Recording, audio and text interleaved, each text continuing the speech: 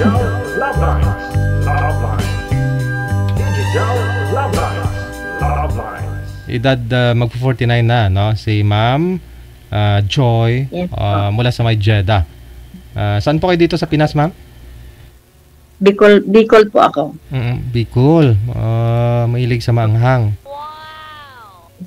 Medyo. Okay, sige. So, sa edad ng 49, ano po ngayon? Hiwalay ka na, Ma'am, sa asawa mo? Ako. Magre-renew ka na naman ng iba? Oo kung meron. Never po. Oo Never. Ano? Never. Ayaw mo na mag-asawa. Ano po? Mukhang matindi pinagdaanan nito Never. Okay. Nasa Bicol po kayo. Ilang taon po kayo nag-asawa, Ma'am? 25. Sino po itong napangasawa mo? Taga saan? Taga Nueva Ecija. Saan po kayo nagkita, Ma'am? Kasi taga Bicol po kayo. Actually, nag-work ko dati sa St. Luke's Medical Center dyan sa Quezon City Quezon before. City? Ano po? Nurse po kayo dyan? Hindi po, ano po ako, secretary po ako ng mga doctors. Okay. Sa clinic. Yan sa medical center. Before. Yes. Way back 2000, Yan ako na. mga year 2000, ganun. Mga year, ano po? 1995. Hindi, mga 96 ako nag-graduate ng college eh. Mga 97. Nga doon, 97. Okay. Doon ko siya nakilala. Ano po yun? Naging patient ninyo, ganun? Hindi po, bali actually, nag-work siya sa, yung kumbaga sa mga, yung sa kainan dyan, party dyan, may kainan dyan sa St. Luke's. Sa loob mismo ng hospital o dun sa labas? Sa loob. Sa loob. Sa loob po. Okay. Diyan po siya nag-work, taga-deliver ng pagkain ng mga doctor. Yun. At po siya, ako ang nag-atawag. Ayun. Nag-deliver siya sa clinic. Doon ko siya nakilala. Ilang taon po ito si Sir? Nung time na yon? I think 32. 32. Ikaw naman po dyan siguro 23. 25. Okay. Sige. So yun, pag mag-deliver siya, ikaw siyempre ang kukuha, hindi naman si Doc, no? Sa pinto. Opo. Anong sabi? Opo. Ang ganda mo naman. Hindi ko alam po. Yun lang po na araw-araw nagdi-deliver. Yeah. Nagkataon noon, December. May party, yung mga secretary doon sa medical. May mga party yung secretary. Doon ginanap sa kanila, doon sa canteen. Restaurant. May restaurant silang Kunyari po, Ma'am, yung si Doc, iba-ibang klaseng doktor, di ba? May kanya-kanyang sekretarya. So, yung mga sekretarya na yun, provide po nila sila mismo o appointed po kayo ng hospital? Appointment po ang mga, ako po ang nagre-receive ng mga appointment noon before. I mean, kamag-anak, halos karamihan kasi nakilala kong doktor, kamag-anak din nila yung ginagawa nilang sekretarya. Ganun. Opo, ako po kasi, nirecommend ako ng pinsan kong doktor sa friend niya na doktor din. Okay. So yun na, nagtipon-tipon po kayo mga sekretarya doon sa niya, sa restaurant. Tapos? Yun, nakilala ko siya.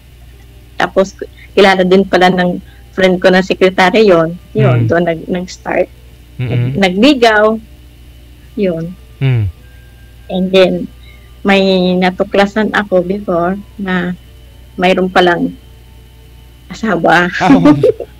Hindi pa po ninyo nasagot the time? Hindi pa kasi, nanindigo pala rin. And then, nalaman ko na nagpunta kami sa kanila sa Nueva Ecija. Yung namasyal lang. Yung ko nalaman sa mga kapatid na mayroon palang ano doon sa kanila. Asawa. May naiwan. Okay. Oo. Mabuti at hindi mo pa nasagot. Pero nag-stay. Pero hindi na talaga ang pag-ibig bulag. Pinagpatuloy namin. Pinagpatuloy mo. Sinagot mo, ma'am. Oo, kasi sabi ng naghiwalay siya. Siya nagsabi. Naghiwalay. Hanggat nagpakasal kami. Nagpakasal kami sa Manila before. And then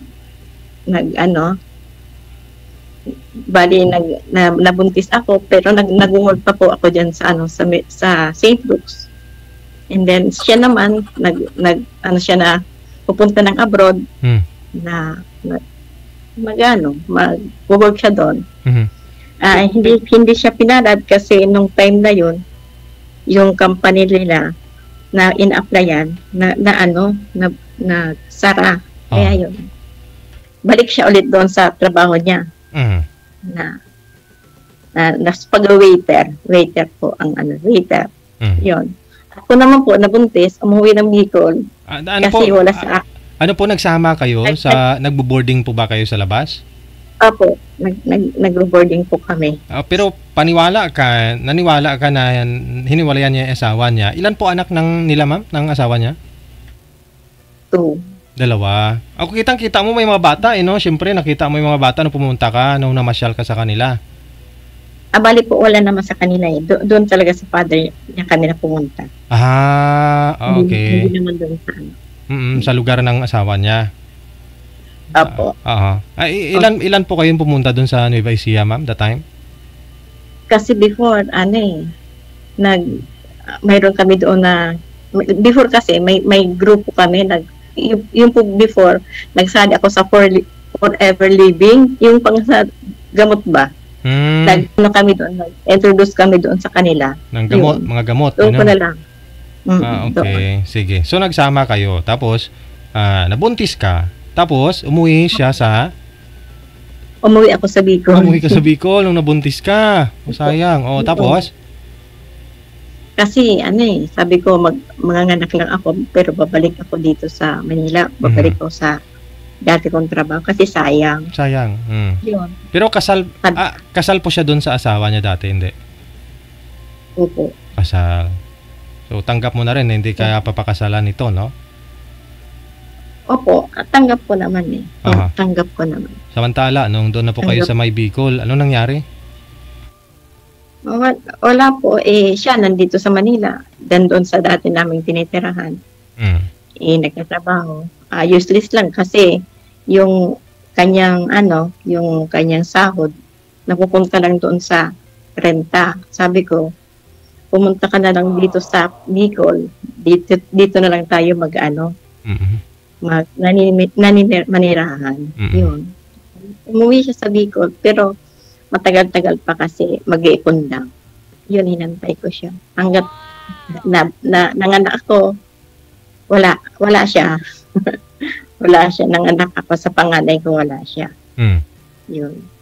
Tapos po, dumating siya 10 days before nanganak ako. Yun. Nakita niya yung anak ko. Yun. Hanggat po, simple po, first time niya sa Bicol, wala siyang trabaho. Siya talagang asa lang kami sa nanay ko. Before kasi nakatira kami sa nanay ko eh. Kasi wala naman kaming sariling tirahan. Yes. Tapos po, nagpasya kami na nakakahiya. Magsarili kami, magrenta. Doon sa probinsya, wala talagang choice. Ang ginawa niya, yung tricycle padjak. Bisikleta? Oo. Nag-padjak siya doon. Tagal. Talagang walang choice siya. Ano-ano na lang. Nag-padjak, yung pubagang construction. Yun. Ang ginawa niya. Habang nag-renta kami, doon niya kinukuha lahat sa pagpapadjak. May kami doon eh. May isa lang anak namin. Kumbaga masipag naman na siya. Masipag naman. Masipag naman po siya, masipag. Talagang madiskarte. Aha. Madiskarte. Tapos po talagang biniyayaan pa kami. Bali, 6 ang anak namin. 6. Bali yung 3 anak ko, sunod-sunod. Oo. yearly kami nahanap. Bali, yun po yung hanap buhay po niya, ma'am, no? Ikaw po walang pong trabaho? Wala po before. Oo. Tapos, naka-anim kayo? Bali po, doon po sa pang-apat na anak ko. Bali sa pangatlo pala, naghiwalay kami kasi sabi ko, wala ka na ditong hanggang wala tayong talagang matitirahan dito hanggang renta lang. Umuwi siya sa Nueva Ecija. Sabi niya sa akin, uwi na muna ako doon para magsaka ng sakahan nila palay. Yun, sabi, nung time na yun po, pa kami, nag-apply kami doon sa DSWD po kung pabahay. Pabahay na Gawad Kalinga. Nag-apply po. Sabi ko, mag-ano po ako para may sarili po. Mahirap talaga pag walang bahay. Sa awa ng Diyos, nabigyan ako. Yun, sabi ko, umuwi ka na dito kasi may bahay na tayo. Inabigyan tayo ng Gawad Kalinga. Naniloko ka lang, sabi ko, oo, may binigyan tayo. Umuwi siya. Nung time na yon, anak ko yung 3.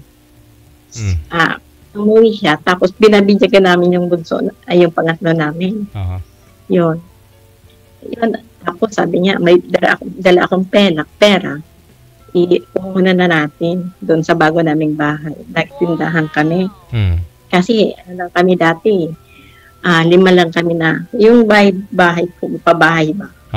5 pa lang kami. Medyo, kami, yung tindahan namin, nag-boom. Yun. Lahat na tapos po, pag niya doon, nagrenta kami ng sakahan na lupa. Siya, sabi niya sa akin, magtatanim daw siya. Magtatanim siya ng petchay. Nung time na yun, sir, talagang niya, nagtanim siya. Nung time na yun, nagbagyo nun, mga malakas. Sabi niya, sayang, yung tanim ko, kasi nagpunla siya Yun, wala na. Sabi ko, patay na naman tayo niyan. Sayang yung, natin, utang pa naman yun. Tapos, kinaubagahan sir, kasi umapaw yung tubig. Sabi ko, wala na. Kinaubagahan sir, yung mga pula namin, parang nang umusbong. Petchay, sabi ng dating asawa, sabi niya, buti pa nito, umusbong, magkuha tayo ng yung po bang mga tao para punda na, isa-isahin na. Malapad po ba yung rentahan ninyong lote that time? Hindi po, lang po kami, nagrenta. Malapad? Gaano kalapad? Lawak po? Lang sir, mga 10 meters. 10 meters? 10 meters. Maliit lang po, sir. Okay. Nung time na yun, sir, nagbagyo sir na malakas, syempre po ang mga gulay noon, mahal. Na-timingan po namin, sir, na yung pitsay noon, ang kilo, sir, 100, ang kilo na pitsay. Talaga, sir, na hindi ako akalain, sir, na nag-boom yun. Hanggang, nagde-deliver kami sa mga, sa mga palengke. Sumunod, sir, yun naman, kamatis. Ang kamatis naman, sir. Yun, sabi niya, sundan na natin ito ng kamatis. Nag-boom ulit. Yun.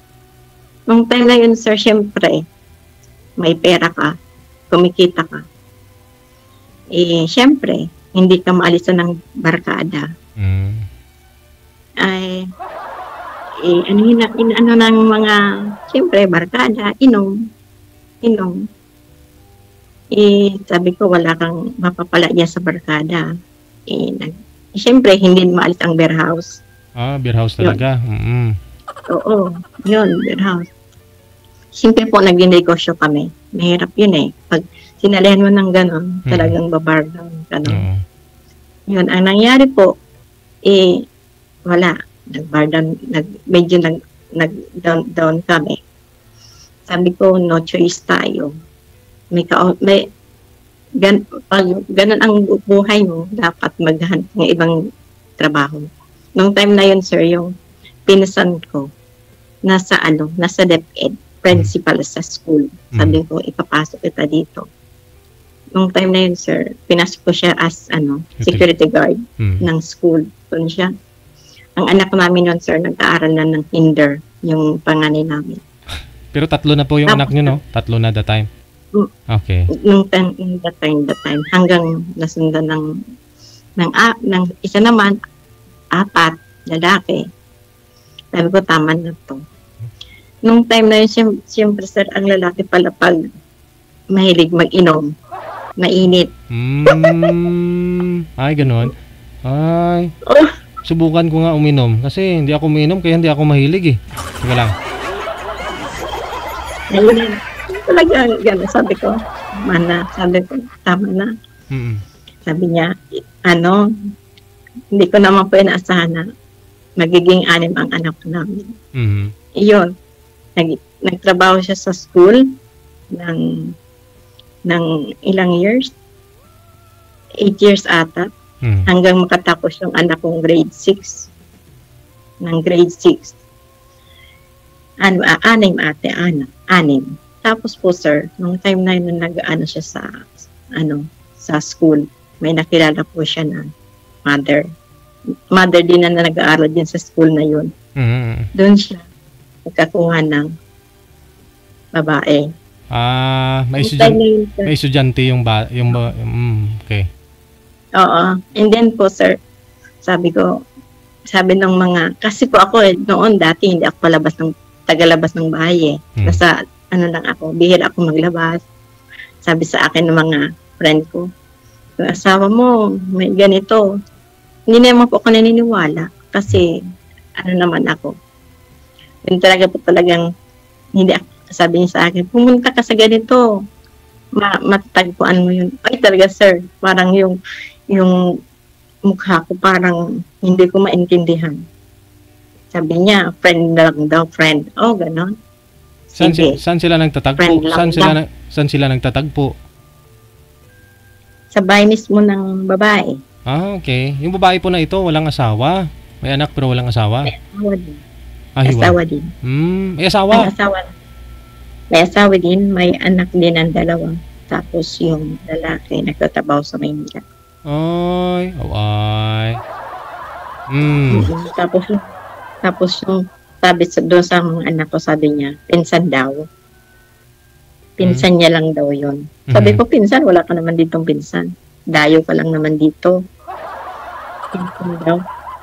Pinapataw ka ng auntie, ganun. Pinapunta ka sa bahay nila. Yun doon.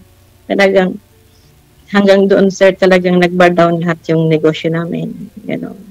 Walang nangyari hanggang sabi ko, mahirap na kasi pinapabayaan na kami. Nalulong siya sa sugay. Yun. Walang mangyari. Sabi niya sa akin, magtatrabaho lang daw sa Maynila. Hindi ko alam. Kasama niya na pala yung babae. Ako naman, kampante ako. Sa Maynila siya. Pero kasama na yung babae. Dala-dala ng babae, yung mga anak niyang 2. Dinala niya. Dinala niya yung babae. Kaya sabi ko, talaga okay lang po kasi may na ako, para bang may trauma. Kasi pag mayroon lasing yun, sir, talagang nagwawala.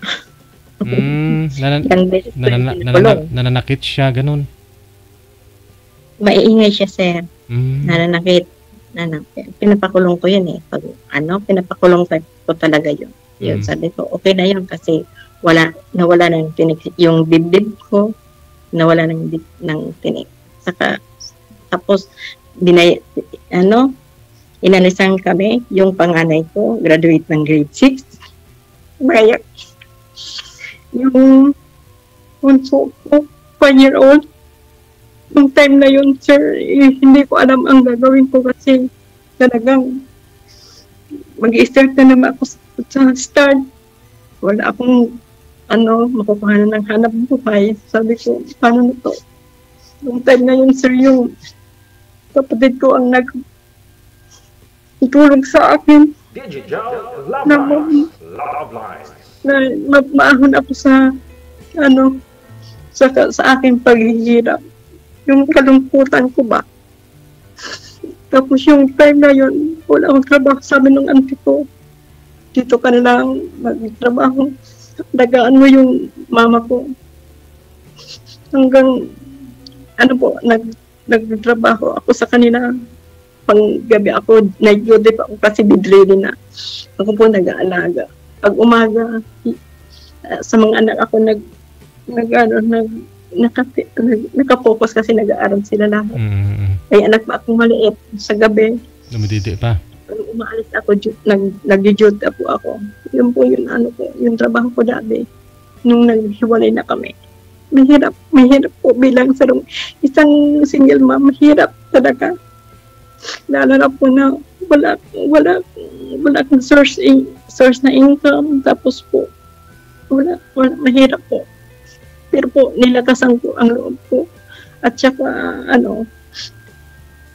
Lord lang ang kabay ko na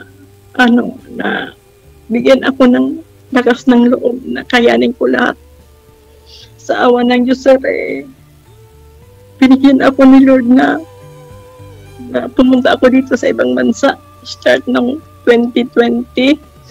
Nandito ako. Ako na po lahat ang nagpalaki sa mga anak ko. Nagpaaral hanggang ngayon sa awa ng Diyos. Nag-aaral yung mga anak kong college. Mahirap po. Ay, sobrang hirap. Digital Love Lines. Naranasan ko po na kumain po kami sa isang araw. Isa lang. Kanuting kahoy lang po. Lugaw. Hirap po ito. Pero po, sa awa ng Diyos, nagpunta po ako dito sa abroad. Nag-ayos po yung buhay ng mga anak ko. Pinaanak po, nag-aaral po sila. Ako lang po. Ako lang. Sinasabihan ko lang yung mga anak ko na magtapos kayo. Yun lang ang pamana ko sa inyo na kayo makatapos na pag-aaral kayong lahat. Pero yung panganay ko nagrebelde dahil po sa kagagawan ng ama na hindi kinaya po. Sana po yung panganay po rin nyo. Ba't nagrebelde? Kasi po, dahil po sa atay niya na gano'n, pinabayaan kami. Gano'n. Nakatapos din po siya ng grade 12. Ngayon po, nagtatrabaho ngayon siya sa probinsya. Nagtatrabaho ng, sa cashier po siya. Yung mga sumunod, nag-aaral po siya ng college. Pinapaaral ko po. Anong year na po ngayon? Second year po yung pangalawa. Third, yung pangatlo. Second year din. Kasi sabay sila nag-stop kasi yung pangalawa. Yung pangatlo, second year college, yung pang-apat, grade 12. Yung pangalima, grade 8, grade 9. Yung bunso, grade 6. Ako po lahat. Hirap. Bali, nasa 10 years na rin pong nawala si mister mo. Opo. Hindi na nagparamdam kahit sa mga anak man lang ninyo, nagpapadala. Wala talaga. Wala. Ako lang po, wala po siyang sustento. Ako lang po lahat. And then, yung mga pamilya ko, nagbibigay din. Pero, mahirap po ang asa ka lang sa bigay. Talaga pong dapat magtiyaga ka na maghanap buhay ka para lang sa mga anak. Mahirap po, mahirap. Pero si Lord lang, nandyan si Lord na nagabay sa akin. Palawakin pa ang buhay ko, palawakin pa ang isip po, ganun. Para lang sa mga anak. Mahirap po. Sa 4 years, no? Since 2020, andyan na po kayo? Hindi pa ho kayo nakapagbakasyon sa Pilipinas? Actually, sa dadating ko lang nung nagbakasyon ako noong June. Kaya dating ako dito ng August 15. At least nasilip mo yung kalagayan ng mga anak po ninyo, no? Okay na. Okay naman. Okay naman sila. Sino po yung kasama nila ngayong 4 doon? 5 sa probinsya. Ito mga nag-aaral. 6 po sila. Sila lang po. Sila lang. Doon pa rin sa bahay na binigay sa inyo sa pabahay. Di ba? Hanggat po na napaayos ko yung bahay ko. Ganun po. Kahit kaunti po, din po ako, nakabili ako ng sarili kong motor. Talaga po, bilang single mom, dapat maging matipid ka. Hindi ka dapat gasta ng gasta. Kung yung hindi ka doon, bili doon, bili dito, hindi. Hindi ako ganun. Dapat talaga ang pera dapat may kalalagyan na maganda. Yun po, mahirap. Yung pong asawa ninyo ngayon, kahit mag-anak po niya, wala pong may nagkikwento sa inyo, ang kalagayan niya? Yung mga kapatid na kausap ko naman, pero never po. Never po yung nakausap ko naman. Kumusta lang, pero about sa sustento wala. Magkasama pa rin po sila ng babae na yun, ma'am? Digital Love Lines. Love Lines. Kaya nga po tinanong kita kanina, sa una pa lang, kung may balak pa po kayo, searching po ba kayo o ano eh? Sabi mo, ayaw muna.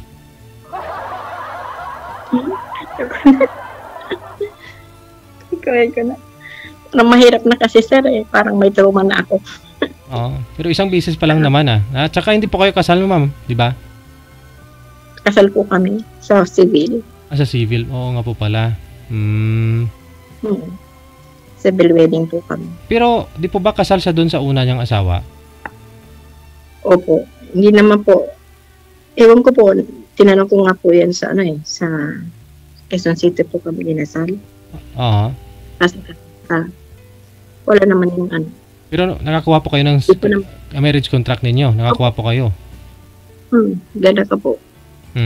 So ibig sabihin hanggang ngayon, dala mo apelyido niya? Opo. Minsan nga po, sabi ko, one time sir, nagkuha ako ng SSS. Sabi ko, yung apelyido ng lalaki, ayaw ko nang dalahin. Kasi, magiging beneficiary ko siya. Sabi niya, hindi pwede daw. Hindi daw pwede kasi kasal kayo. Kayo, hindi pwede. Pero sa sir, hindi ko na dinadala. Dinadala yung sa passport. Apelyido ko na nung dala. Sa passport mo. Sa passport ko po, hindi pwede kasi may marriage contract. Okay. Apelyido niya.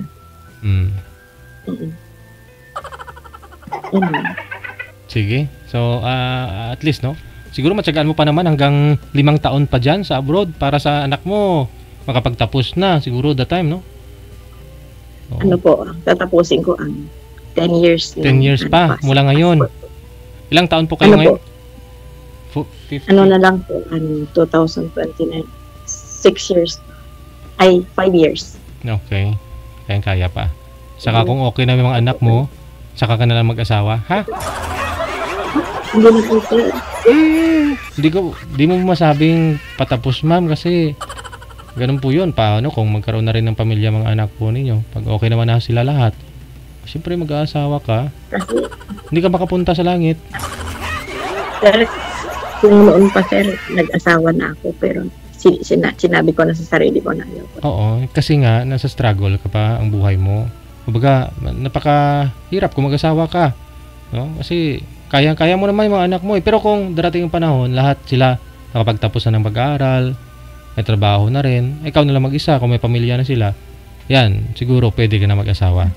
Mga 60 Senior citizen ako. Oo, companion din, no? Yun lang naman po, no? Senior citizen ako. Baka tuloy-tuloy pa yung programa natin kung buhay pa ako that time. Sali ka na lang ulit, ma'am, ha? Oo. Sana po. Sige. Maraming salamat sa pag-share ng Love Lines, Ma'am Joy, mula po sa May Jeddah. Thank you, gida. Sige. Thank you po. Maraming salamat. God bless. God bless. Ay, maluoy ka, nanay. Anim yan, dong. Love Lines.